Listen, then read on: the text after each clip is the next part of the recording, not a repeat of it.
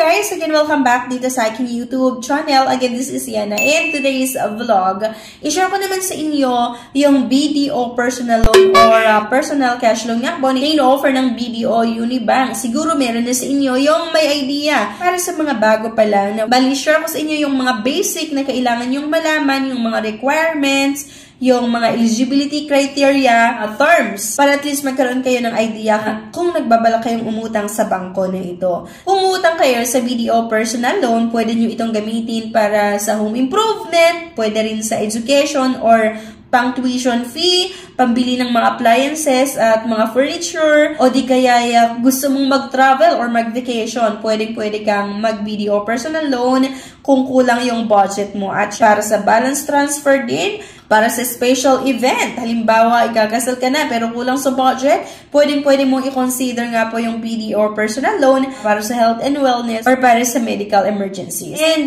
meron din po itong BDO Kabayan na personal loan unsecured at BDO Kabayan personal loan secured.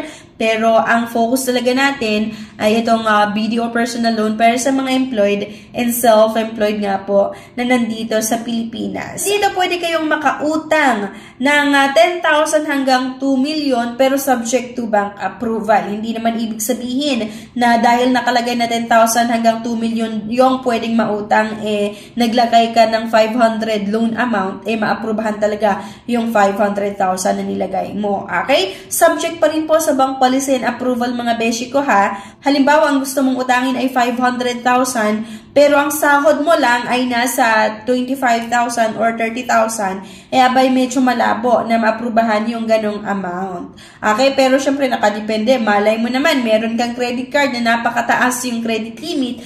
So, ang bangko kasi meron silang iba't ibang basehan kung magkano nga po yung i-approve nila sa loan application ni borrower. Nakadepende na rin kasi yung amount na i-approve ni bangko doon sa mga requirements na isasubmit nga natin. At para nga sa BDO Kabayan Personal Loan Unsecured, qualified customer may avail of cash from 10,000 hanggang 2 million subject to bank approval pa rin. At BDO Kabayan Personal Secured, loan amount depend on the CASA or time deposit balance. For peso account, maximum of 90% of the deposit account balance. At para naman sa dollar account, maximum of 80% of the deposit balance. The prevailing buyer rate shall be used to determine a peso equivalent. Meron itong flexible payment terms din. Mamimili na lang po kayo ng 6 months, 12 months, 18, 24, hanggang 36 months. Ang maganda lang din talaga, mahaba nga po yung ino-offer na loan terms, kaya talaga hindi tayo mahihirapan sa pagbabayad. So, pwede mong piliin nga yung 36 months, di ba? Kung gusto mo na mas maliit yung monthly amortization mo. At 6 months naman, kung sa tingin mo kayang-kaya mo namang bayaran within 6 months yung inutang mo. Dito nga sa BDO Kabayan Personal Loan Unsecured and Secured, meron din itong loan terms na 6 months, 12 months, 18, 24 hanggang 36 months pa rin. At para sa mga contract-based employees, loan must be coterminous with contract, and for open-ended contracts, maximum term shall be 24 months only subject to approval pa rin. So, para sa BDO personal loan, ito yung qualifications. Dapat po yung edad ay 21 years old at time of application but not more than 60 years old upon loan maturity. Applicant must be a Filipino citizen or a foreigner who is a resident of the Philippines at meron pong minimum gross fixed monthly income of at least 15,000 for salaried employees at 35,000 naman para sa mga self-employed at professionals. Medyo mas mababa yung qualifications nila pagdating sa sahod or sa monthly income. Para sa mga employed, dapat po regular employee. At syempre, para sa mga self-employed naman, dapat po nag-ooperate yung business natin at least 2 taon. 1 landline number in either residence or place of work or mobile number postpaid or prepaid. Residence or office address must be within any area where a BDO branch is located. So, halimbawa, interested ka na umutang dito. Sa tingin mo naman, pagdating sa eligibility criteria and qualifications, ay pasok ka naman doon. So, ito yung mga documents na kailangan yung isubmit. Para sa mga Filipino, na gustong umutang nga dito, dapat meron tayong isang valid government ID or kailangan makapag-submit kayo ng isang valid government ID. Front and back po yan ha. At dapat din with 3 specimen signature talaga yan. Preferred IDs ay driver's license, Philippine passport, yung TIN ID, SSID, or GSIS IDE card. Other acceptable IDs naman, yung UMID card, yung PhilSys ID, Voters ID, Philippine Postal ID, yung PRC ID, or PhilHealth ID. Kailangan din po makapag-submit kayo ng copy of employment contract or certificate of employment or yung tinatawag nga natin na COE. Letter from the embassy if embassy official plus any of the following: valid visa and work permit, alien certificate of registration or immigrant certificate of registration, yung valid passport with any of the following: special investor resident visa, special non-immigrant visa for PSZA or visa with E0226. At ito nga yung proof of income para sa mga salaried or empleyado.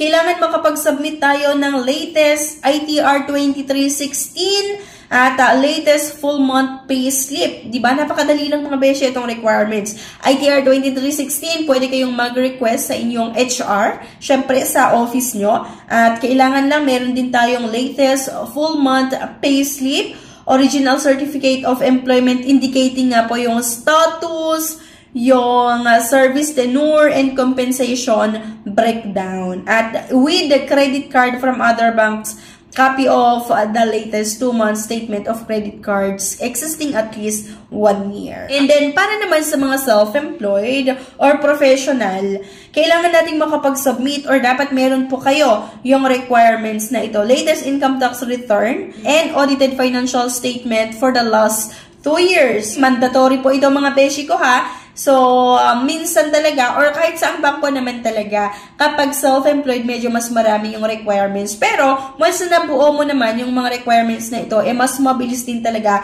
yung pag-process nila at malaki din yung pwedeng mautang. Registration of business name, mandatory din po.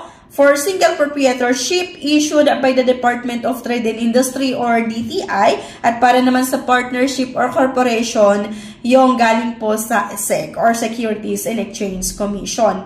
Latest 3 months bank statement, optional naman ito, pero kapag ang loan amount or ang gusto nating utangin syempre ay 1 million, ay dapat po makapag-submit tayo ng latest 3 months bank statement and at least 1 trade references. GIS if company is a corporation. So kung sa tingin mo ay kompleto ka naman ng mga requirements at pumasa ka naman sa eligibility criteria, pwede ka nang pumunta sa kahit saang branch or pinakamalapit na branch ng BDO Bank sa location mo or sa lugar mo. Pwede kayong mag-inquire or mag-submit ng requirements nyo dito. At ilalagay ko na lang din yung link ng BDO personal loan sa comment section at sa description below. Pwede nyo i-click yung link na yan para mas lalo nyo pang ma-explore itong iba't ibang klaseng loan na i-offer nga po ng BDO Bank. Bawa na-aprobahan yung loan application mo sa BDO, pwede nyong bayaran ito or yung mode of payment ay pwede via ADA